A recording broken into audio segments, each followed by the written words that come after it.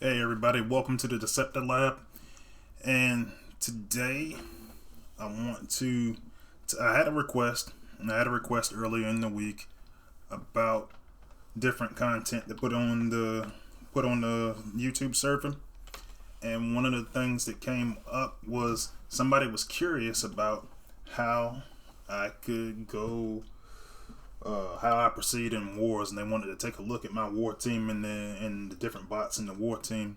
And so one of the things that I was looking at was possibly doing con highlight of the week and covering each one of those bots. But instead, what I decided to do is I'm going to go ahead and actually take a look at my war team as a whole and go through some of the reasons of why I decided to pick those particular bots, and kind of talk about what I do with them specifically in strategy. So, let's go ahead and take a look. So I'm going to switch over to the game screen. Yeah, and there we go. So right now that's where I'm at in my current alliance war. I'm already completed with my attempts for the day, but I can still show you what I use for my primary war team. And so it'll look something like this. So this is the team that I primarily use. Now, here's my caveat, and I want to make sure I'm abundantly clear when I talk about this. So this is the primary build that I use for my particular team. I have my 5-star Ramjet, 4-star Sentius Malus, 5-star Impactor. I did a video on him recently for the crystal opening. I've got him up there pretty high in level right now. I've got my 5-star Tantrum, who was my 5-star pick, the pick before that. My 4-star Onslaught, my 4-star Cutthroat, 5-star Blastoff, and 5-star Refelctor. And so that's the base of what I use. Typically, most of the time I'm going to use Ramjet. There are some differences that I will use. There's some alternates that I'll use in this spot, and I can talk about that a little bit later on. But this is the primary team that I use, and I'll run some stats. Now, obviously, Ramjet is going to be. I use the sacrifice strategy a lot. Sac strategy is good for popping your outpost bots and for popping the combiner outpost. And a lot of people got a little bit scared to use Ramjet whenever the motion seeking mines came out. This is why I have alternates for him now. I think the first con highlight video I did Flame War. This is why I did Flame War, because those motion sensing mines can be a little bit troublesome, just as they stop the bot from using their particular ability for a certain period of time, depending on, whether it's a gold, a silver, a G metal, whether how much the core has been beefed up, so on and so forth. Now, I will say, I don't think that this is an automatic disqualifier for Ramjet, particularly if you're looking at your wars and you're actually doing your due diligence to go and make sure that you're monitoring the scouting screen and looking at your replays that your teammates are doing. If you have somebody that actually is playing in the war before you do, you should get a good idea of where those motion sensing mines are located.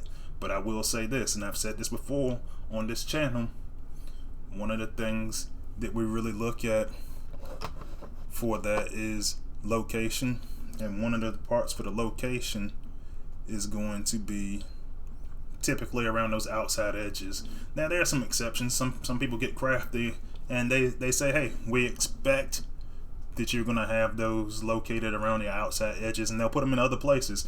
But it's two things that you really need to be aware of, and I'll show you on my screen.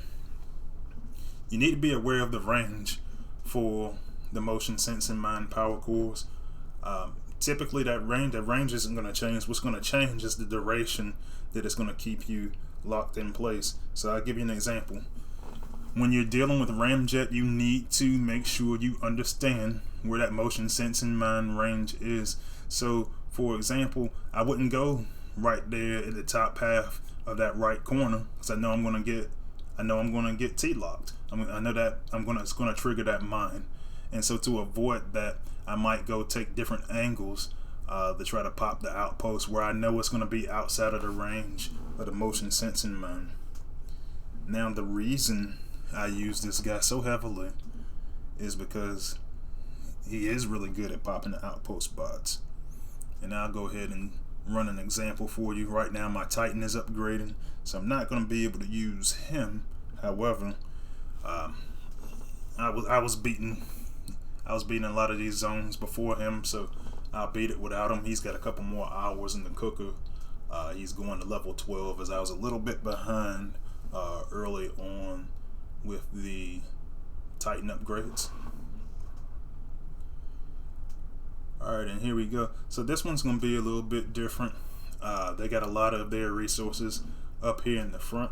So when I see something like this where it's not necessarily built that well, I just let him just kind of walk around and kind of gather me some more ability points as he's walking around. Like, I'm not necessarily in a particular rush to get him up there into the outpost spots. But yeah, I say I'll let him go up there, get me. Alright, now he's at 40.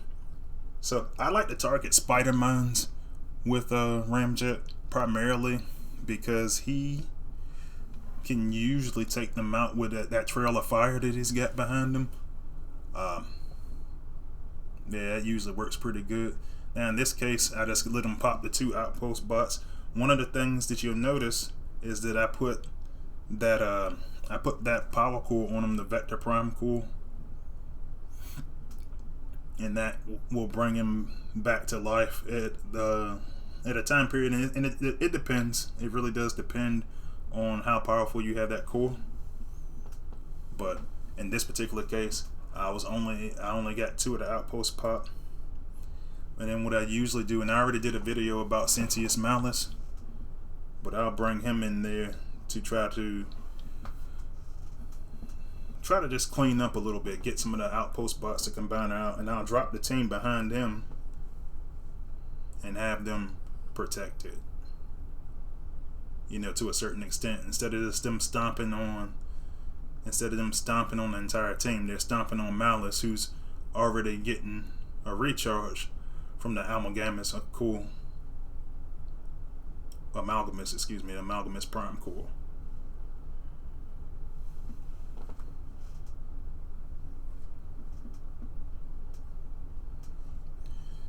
So we're just going there, clean up a little bit, and still got a couple of outpost bots in there that I didn't get the first time. But either way, this base is coming down, so no worries.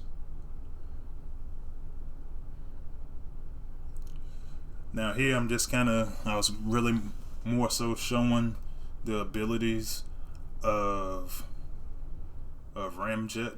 So I kind of just let my guys get a little bit spread out over here. As I talk about the other bots, one of the things that I'll start talking about is how I can get good pathing and the good abilities that I'm getting out of these other bots. But right now, I'll just focus on the fact that Ramjet is going to be used to pop those outposts.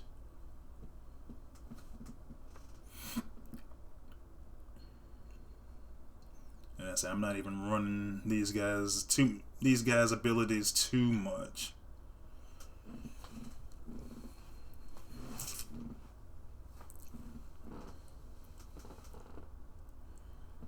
Alright.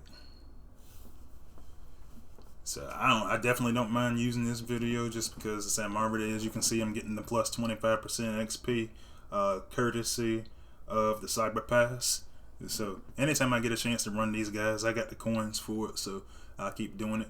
I probably should, let me go build a wall, because I say I don't like just not getting resources for stuff.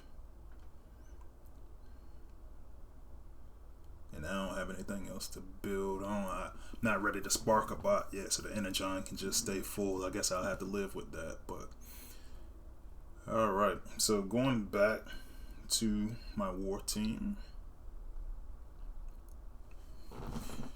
So we already talked about, well, actually, let me go back to Ramjet for a second, because what we have is, I want to talk a little bit about the loadout I have for him.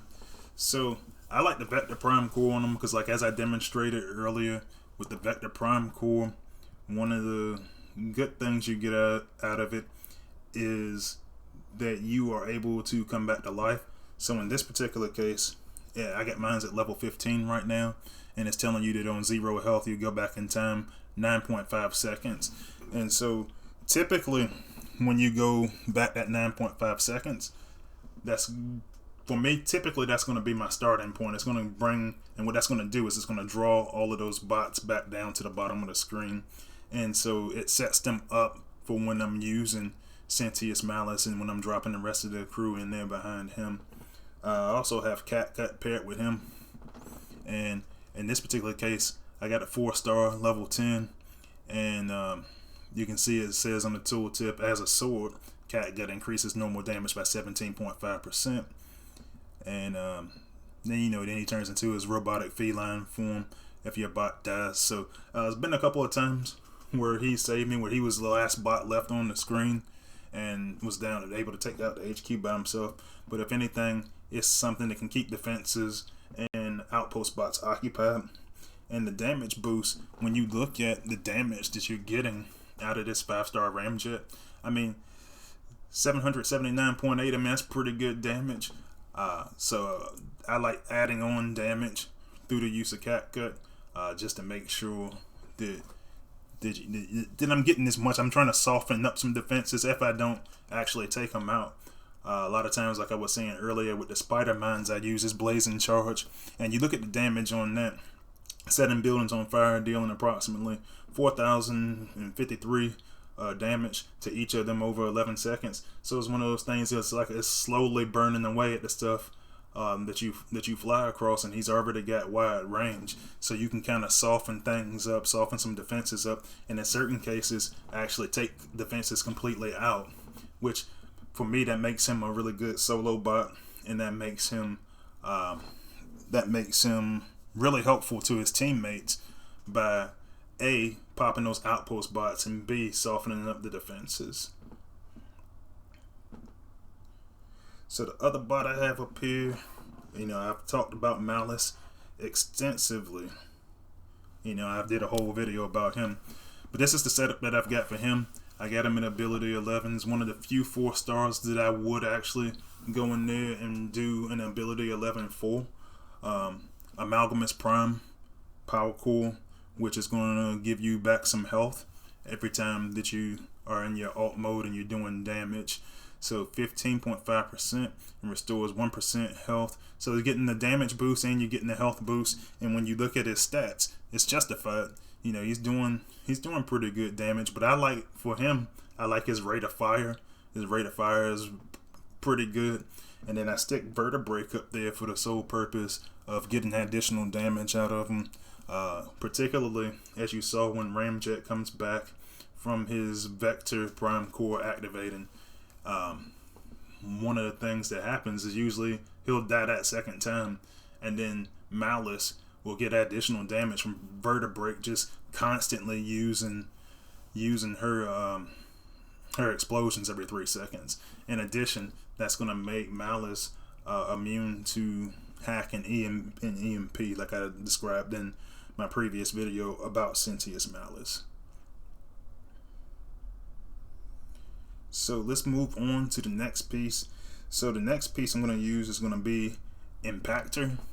And so when I first got Impactor and I first did the 5-star Crystal Kraken, one of the things that I was looking at was possibly replacing Sentius Malus. And then I thought about it, and I was like, man, you know what? I've got Malus maxed out.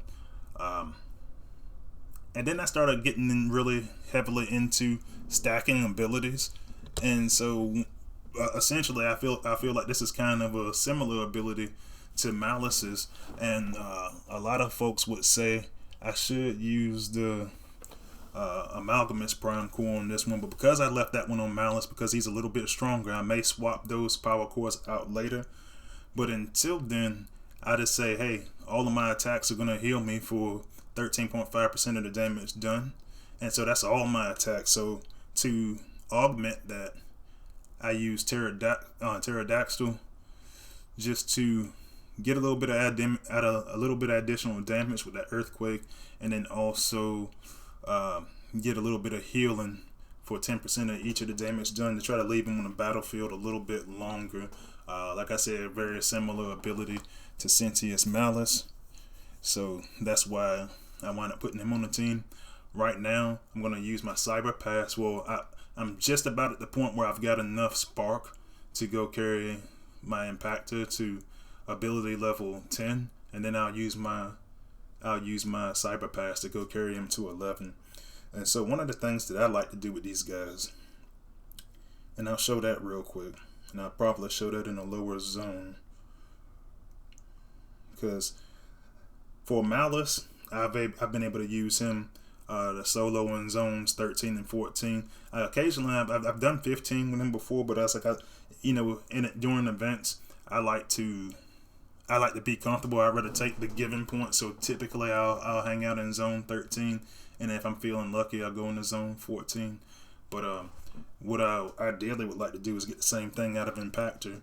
But like I was saying in the previous video, one of the reasons why I put both of these guys on my team is because I can alternate their abilities. So right now, 5 ability points to use Impactor, right?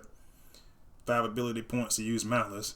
And what I can do is use them to clear out large areas at one time. Now, one of the things for Impactor that I don't necessarily like is he becomes stronger when he's getting his butt kicked. So the more damage he takes, and I'll actually go back and show you the tooltip for his ability here in a bit.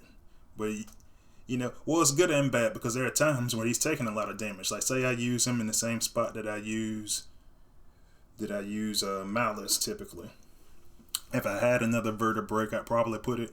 Well, no, I take that back. I probably wouldn't put it on him for the sole reason that I got a 5-star Pterodactyl, so I'll probably continue to use Pterodactyl. But one of the reasons why I have both of these guys on my war team is for conservation purposes. I love to try to save those ability points, and so a lot of times I'll just have them tag team back and forth, just so, and until, like in this case, Impactor dies. So I'll use them to tag team to try to set up some pathing. Now in this particular base, that wasn't necessarily something I was able to accomplish, but I still got the rest of my team down here, and so they haven't taken any damage yet, and I'll just bring them in behind Malus and Impactor. Well, now Impactor's gone, but they can do the rest of the work, and then at that point you can really do whatever you want to do. But you notice I just ran 3 abilities back to back because I conserved so much ability, so many ability points from staggering and alternating the abilities of Sentius, Malus, and Impactor, and then the rest of it became pretty easy from that point.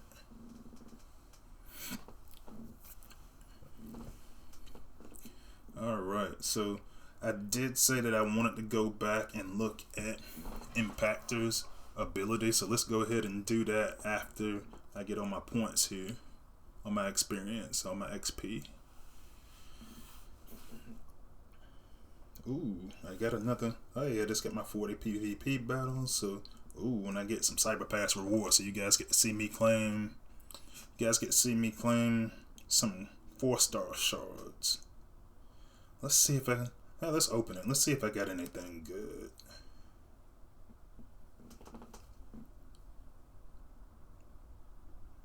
Oh wait a minute, I didn't have enough of them yet. All right, cool. Oh wait a minute. I went to the wrong spot, that's why. Actually, pretty close to having 2 sets of 4-star shards, but let's see. Maybe I get some dupes. Yeah, I got a 4-star tarantula, so yeah. I mean, you know what? I can't be mad. Ooh, I got a transmetal tarantula's core, so G metal. So you guys did get to see me open something cool. I wound up getting a nice power core today. So you know what? I'm gonna take a screenshot of that for my alliance chat. But yeah, and I get 180 5-star shards, so I should be in the area of getting another 5-star for this upcoming event. It's going to be cutting it really close. I will wind up having all of my Cyber Pass awards, but I also, at the same time, I also will have to complete the event and stuff also, and I might be a little bit short, but we'll see how it goes up to that point. I think it's going to be close. Anyhow, we're going to go back and look at my war team again. I told you guys that I was going to look at Impactor and his special ability. And so, in his special ability, we got his Energon Mind Blaster. So, this is another one where he's going to stay in this alternate mode for a little bit. So, I use Alchemist Prime as the power core, but you could use it interchangeably with the Amalgamous Prime core, which I currently have on Sentius Malus. But so your laser here causes 5,923 damage, and this is at level 9. So yeah, the thing is, he's generating a shield, so it's going to attract defenses for you, and it's also going to absorb 70% of the damage. So he's not taking as much damage. You know, him and Sentius have some damage absorption. The difference is between him, between Malus and Impactor, is Impactor deals it back out. He's gonna, every time he gets hit, the laser damage increases by 2%. And so, as you can see, when I get to level 10, his damage goes to 6,134. But then you also have the every time he's hit, damage increasing by 2%. So it could be one of those things that's beneficial for you. Well, it will be one of those things that's beneficial for you. I don't want to shortchange Impactor at all. Now here on my war team, I've got my favorite tank in the game, and my favorite tank by far is Tantrum, and I got him at the 5-star. So one thing I like about him is his special ability. He's got the Reflective Shield, and which he's another candidate for me to go carry up to ability 11. I'll get to it at some point. I think I'm going to go use Impactors first, and I'll talk about that in a little bit.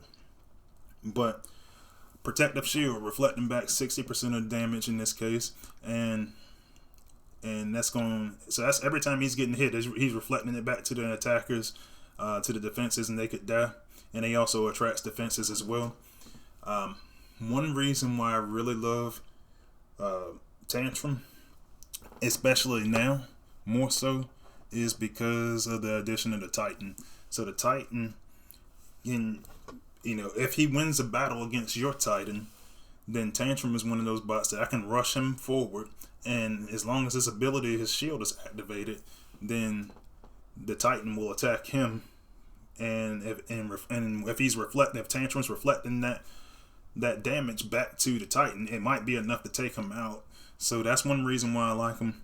And then, honestly, you can use him for just reflecting damage, softening up defensive. Really good ability for a tank, especially with him being from that era where they weren't making attack power a real strong point for a lot of these tanks. Now, obviously, now they are, but Tantrum, I feel like, is still relevant, if not more relevant, with the addition of the Titan. In this particular case, I don't rush him forward as much as I used to, even though a lot of people will use Tantrum for a sacrifice strategy. Sometimes because I know he can take the damage, sometimes I will actually use him to trigger my motion sensing mines, just so I can get the rest of my team down if I know where that mine is located, so that I can get Ramjet off and out to pop those outposts. Double Crosser I've got up here. Now, I will say that's not my first choice for him, but I don't mind Double Crosser as much as a lot of people really hate him. Damage reduction, I'm always for damage reduction, so if I'm going to use my primary tank in the game, then yeah, I'm going to try to go reduce any damage that's coming to him in any capacity possible. So in this case, I use Double Crosser, but then every 15 seconds he can shield allies, and this is one of the reasons why I stopped rushing Tantrum as much, so that he can stay close with his team and help his allies and reduce 19% of damage for them for 4 seconds. It's one of those things that becomes really helpful. the Leech Maximal core I use on him just because I typically deploy him right after. And this is one of the things I want to point out also. When I go build my teams, I always build my teams in the order or really close to the order that I want to use them in from left to right. So Ramjet I know I'm going to use first. So I know I'm just tapping him one time. Malus I know I'm using second. Or Malus or Impactor I'm using second. So I put those in the second and third spots. Then I bring in their Tantrum because my theory is that if Ramjet uses his Vector Prime core and he comes back down to the bottom of the screen, all of those outpost spots are going to come to the bottom of the screen too. And so then I want to use Tantrum in his Leech Maximal core to go turn those outpost bots on their own base and try to soften up some of those defenses for me, if not destroy those defenses for me without me having to use ability points, without me having to do any additional work. So that's why I put that on Tantrum. I think everybody should have the Leech Maximal Power Prime core on their war team, specifically for that purpose. And so since I'm halfway through the team, let's take another run of gameplay so you can see again in action how I combo these bots together. And then once we do that, we'll move on to the last 4 on my team. So I'm gonna go hit the prime zone this time. You know, I've got a pretty decent squad there, like 32k and growing. So that's the important part for me. I like it. I like to get all these guys' ability levels up. Alright, so on a base like this, and I very seriously doubt that they have the motion sensing mines, but a lot of times what I'll do is I'll take Ramjet directly up the middle, because I feel like he's less likely to run into a motion sensing mine closer to the middle than he is at the sides. But if he does, you know, I'll deal with that accordingly. And now I'm just going to try to reach my way up there, pop all 4 outpost bots, because their outpost bots are way too close together. You know, and that's one of those things that I know you know, my theory has always been try to make the attacker fight every bot, but I don't want them to just pop all of my bots in like 1 or 2 shots. So I wouldn't have done that. But like I said earlier, Ramjet, because he uses Vector Prime, and you know, he's got decent health at his 5-star, and now everybody is coming back down to the bottom of the screen. And that fire damage cleared out quite a bit of stuff, so it's a lot of stuff that I got out of the way. I'll bring in Malus, let him use his arrows, and then through the use of Tantrum in his Leech Maximo, now I'm just shooting these guys in the back because they're not attacking me anymore, because the Leech Maximo core hacked them and made them turn against their own base. And then this is what I'm talking about. Tantrum is still kind of taking the lead here because I was, you know, just because I did go use Malus's, I used his ability, so it kind of kept them in place back there for a little bit. Primarily because there was nothing down there for me to fight. It was only the outpost bots, and the rest of it's pretty much going to be a walk from here. I mean, I cleared a lot of stuff out by using Ramjet, so that's going to be that. I just let them just walk and until the base comes down. So yeah, I was actually surprised to get this request. I was just like, hey man, I particularly because like the player that asked me about this, he's got a really solid war team, but I suspect that it's one of those things because I had a lot of newer players that talk to me in Discord that maybe they can get an opportunity. Maybe they can get an opportunity to learn some different strategies.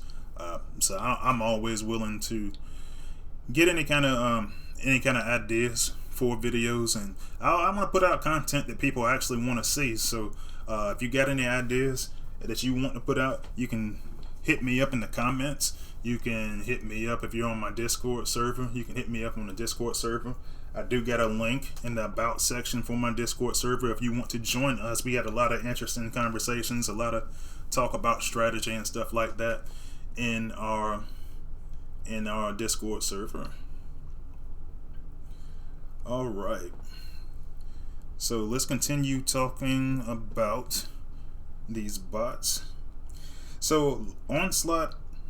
So I've had a love and hate, relationship with Onslaught. So I put him on this team because I don't have a lot of ranged options, and so. But what I started with originally when I first, because Onslaught was one of my earlier 4-star bots. Well, not that early, but early enough. And I used him a lot because I had him at a decent level at the exact same time when the combat bots first came out. And when the combat bots came out, one of the things that I got is I wound up really quickly getting a 3-star and a 4-star Crater Maker. And so what I would do is and nobody had told me about the walk strategy, but when the combat bots came out, I started doing walk strategy, and I just had everybody had Crater Maker on them. I think at one point I put a 2-star on somebody, and I put Crater Maker on them. I had 4 of them just running around there shooting over walls because it was so efficient.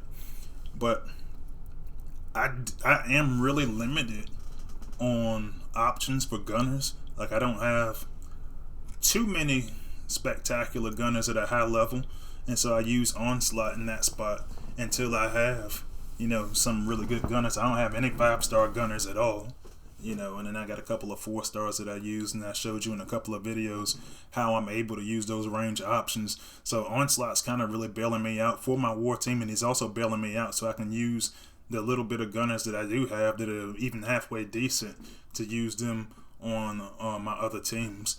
So that's why I use him. I like him with the Prime Core. Just because, your enemies are taking your basic attacks, and in this case, it's adding an extra 19% damage. And from all sources, additional 5 seconds. I stick Sac Bot on there. I only got him at a 2-star, so I didn't really build him up. But even at that 2-star, 1 level, you can kind of see in some of these videos he's pretty good. Good solid damage on Onslaught, and He's a little short on health. It is what it is.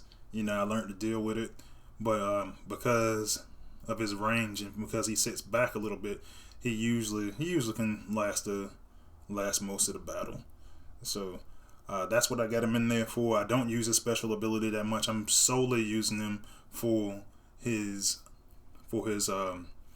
regular attack, but there are some times where, because I'm able to soften up defenses with Ramjet, because I'm able to soften up defenses by using the Leech Maximal Core on Tantrum, there are times that if I need a little bit of range to try to take out a couple of abilities at once, Onslaught does have that line damage that can attack multiple targets.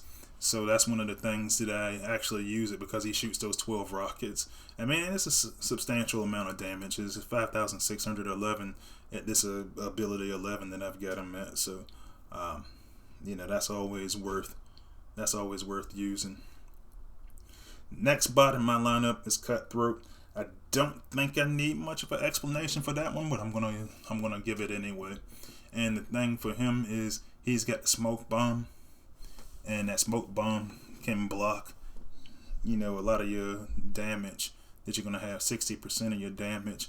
And, as you upgrade that ability, what it does is you get more duration. So in this case, at level 8, I got him for 18 seconds of blocking damage for him and his allies.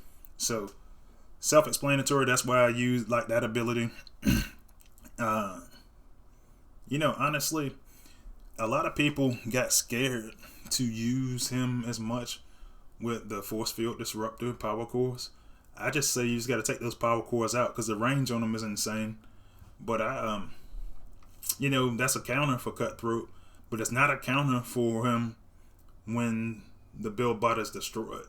And so if you destroy the build bot, you straight. You're gonna be good. You know, you can use his ability, and it's a huge advantage for your entire team. It's the premier support bot in the game. And now that there's a counter for him, like I've been saying in a lot of my videos, I'm gonna keep advocating for him to get put in as a 5-star. Just because there's no reason for them not to put him in as a 5-star now, because the argument that was made previously is that he was overpowered. So now he's not, because he's got one of the biggest counters in the entire game. But it's not going to stop me from using him anyway. I mean, I've said this before in previous videos. I think it was in the Combat Bot Singe video that I made. For a flyer, man, he's got really good health, man. He's got, you know, at this level, I got him at level 64. You know, his health is at 17,510, which is very excellent for a flyer. And he's got pretty solid damage too. So what I like to do is I put Crater Maker on him to keep him a little bit further back, kind of like I was talking about that walk strategy that you use with you know, I pair him with Onslaught. So that's one of the reasons that made me real high on Onslaught, because I say, hey, I don't have to put Crater Maker on every single bot. I can just stick Onslaught in there, and then I can use another bot with Crater Maker on it.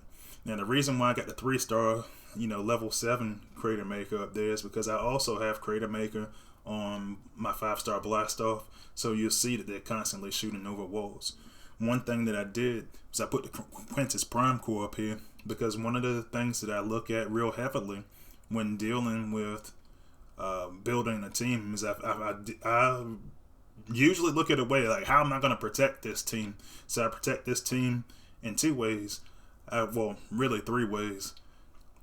So one way I protect this team is by putting Sentius, Malus, and Impactor out in the front to take all the damage. And we already talked about that part, how Impactor, as he's taking damage, absorbs some of it, and basically he's putting damage back out as it increases by 2% every hit. But the other thing that I do is I like to use the smoke bomb, and then the third thing I like to use is the Quintus Prime Core. So what you'll see, and I'll run another battle, what you'll see is those sharks will keep coming out that entire time. And because those sharks are coming out, a lot of times beam lasers and missile launchers, mortars, sometimes even the Titan will sit there and try to attack the Sharkticons as opposed to attacking your bots. So anytime anything's not attacking your bots, I consider that a good thing. And so I feel like Quintus Prime Core needs to be on every war team. And because and a lot of people get into arguments with me about my core placement on Quintus Prime Core. Dude, I don't care.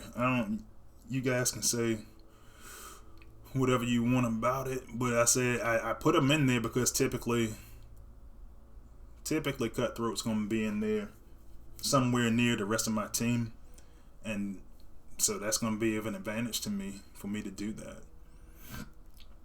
Now this situation is a little bit different. I'm starting to see this or something similar to this on a lot of bases.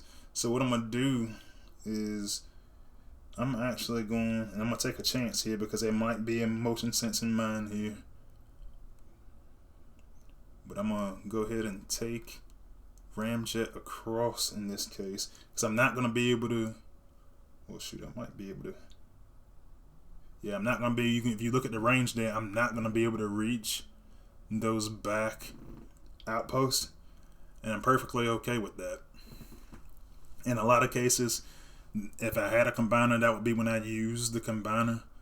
Right now, I'm not concerned about it, but what I am concerned about is I don't have a Titan. So that could be problematic because they got one. But whatever, we'll see how it goes. So I'm going to use Malus, clear out some of this stuff in the front, and then staggering again with Impactor. And that's what's really going to help me clear out some of the stuff in the front. Now, it is a problem because that Titan's up there using Death Ray, Titan's up there using all kinds of stuff, and causing all kinds of damage. So one of the things I like to look at, I got to get rid of this Force Field Disruptor Power Core because now I'm eligible to put my smoke bomb down. And I probably should have did that earlier, but really was focusing more on making the video. But it's all good. So I'm going to clear up that stuff on the bottom. Now I'm highly anticipating that one of these two outpost spots is going to be Chromia. So one of the things I want to do is make sure that Malus is able to use his ability. And that, well, he lost Vertebrae, it looks like, so that's going to kind of be problematic. And yeah, one of them was Chromia. So that's probably going to cost me the match. Normally, my Titan would have been in there fighting him one-on-one. And normally my Titan would have probably kicked his butt. But it's like that sometimes. That's the cost of having the bot upgrading. But either way, I'm going to go back into another battle because I do want to highlight those Sharkticons coming out on Cutthroat.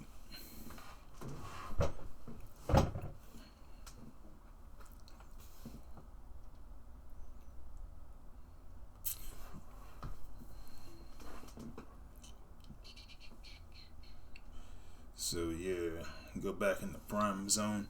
And actually I'm glad that happened, because that's one of the drawbacks to this team. If you can't pop all the outpost bots in a lot of these cases, then that can cause you a little bit of issues, because the primary focus here is popping outpost bots and then walking. But so it's another. So somebody's got a 3-star. Oops, no, I don't want to retreat. He had a 3-star Metro up there, so I still don't have a Metro on my team. So we'll see how it goes.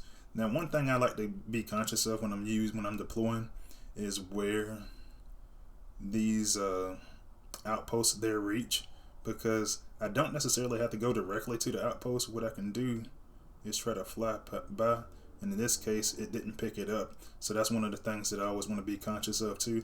So I'm not going to panic. I'm going to go fly up to the other outpost bots, pop the combiner outpost, and then what I'll do is I'll let the rest of my team, since I got those big guys up front in Malus and Impactor, I'll let them be the ones to get the outposts open, especially with Malus, but with the Vertebrae, because I know that he's going to be protected.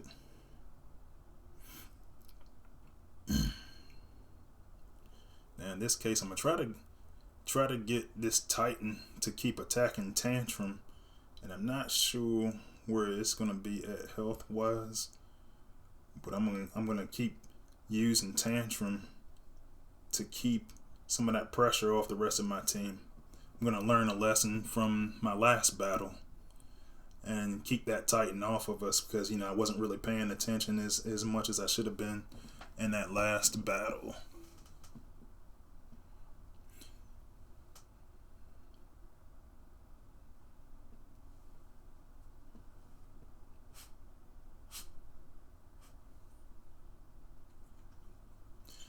Another thing that I like to do to try to fight against the Titan is Cutthroat Smoke is good. And also another good one is going to be Impactor, because he's going to, every time he's getting hit, he's adding additional damage. So those things are going to be a factor as well.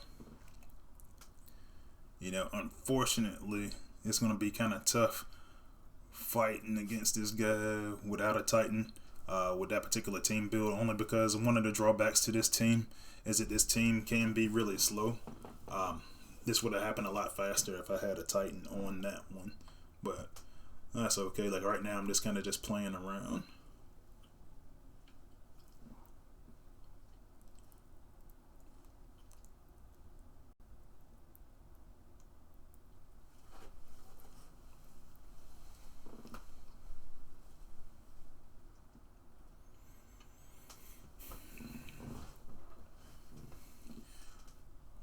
So, as you probably could already see, for me, Blastoff is typically going to be my one-shot kill bot that I'm going to use. And so, with Blastoff, is right now I get on the ability level 10. Every time I want to go take him to ability 11, I keep finding some other bot that I want to use. So I'm just like, man, and here's the reason why I haven't upgraded him to 11 yet. So as much as I like the ability for Blastoff, he gonna do half damage to nearby targets at ability 11. It's still not gonna be a one-shot kill for some of the war effects that take place, and it's not gonna be a one-shot kill for MDS now that they have power cores. So I can still do a decent amount of damage, and a lot of times what I'll do is I'll combo his ability with Ramjets. Like Ramjet's already setting stuff on fire, and then I'll just follow up with Blastoff really quickly so that can finish the job, because he's right there in that range where you have the ability to not one-shot it, because it's just outside of that range. But if you have a little assist from your teammates on that squad, then it becomes one-shot territory. So even though a lot of people were saying, a lot of people I've talked to is like, hey, they're taking these bots, Starscream, on the Autobot side, you look at guys like Firefly that they're taking off of their war teams, and I was like, I'm not willing to do that yet, because you just got to combo well. I think everything that you can do, if you got a good combo, then it works out pretty well, and you just got to navigate it. Because until I can find another one-shot kill bot, so that's the way I've been working it. Like I said, I got Crater Maker 4-star level 10 on there, maxed out EO Cool, just to make sure that I'm able to go and get one shot or as close to the one shot as possible. And I'm gonna run it again. I'm probably gonna actually take my Titan out. It's almost done anyway, so I'll probably just coin him the rest of the way. And then here is my healer. I got Refelctor as my healer. I just carried him to ability level 11 recently, and the reason why I did that is, one reason that I like Refelctor is, with part of his ability 11 is you get a healing boost, so 83 health per second. Now here's the thing, a lot of people already were saying, before he got his ability 11, which is part of the ability 11 review video that I did,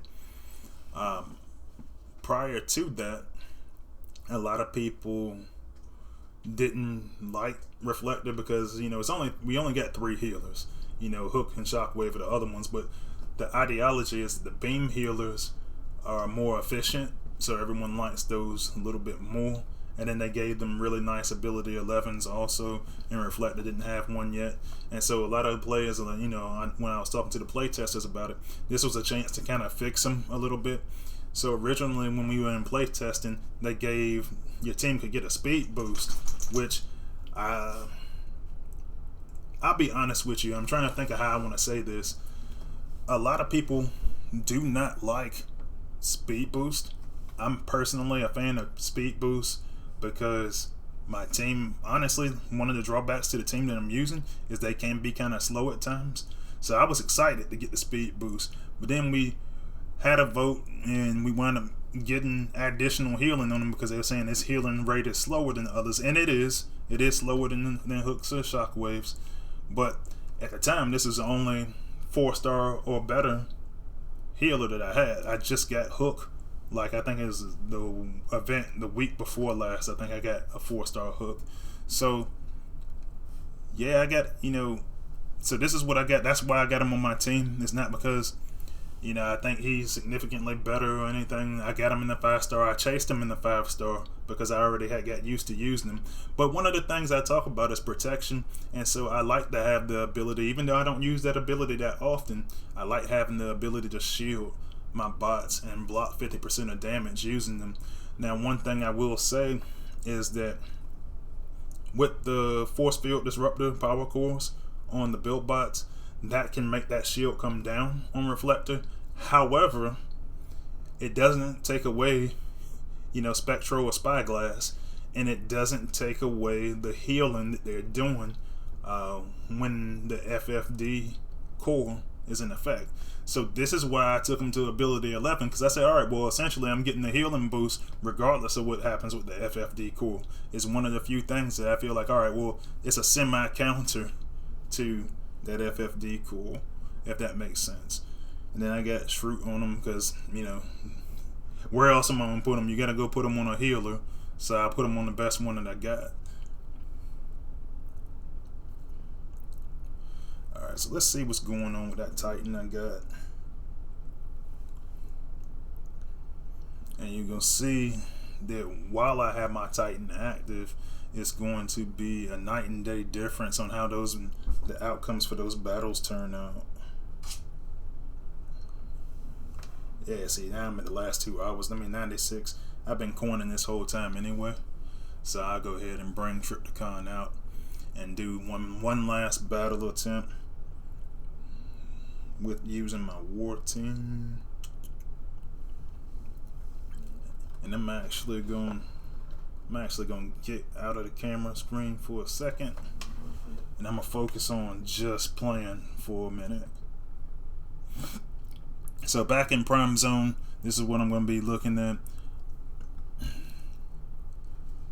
And we are going to try that Ramjet Sac again.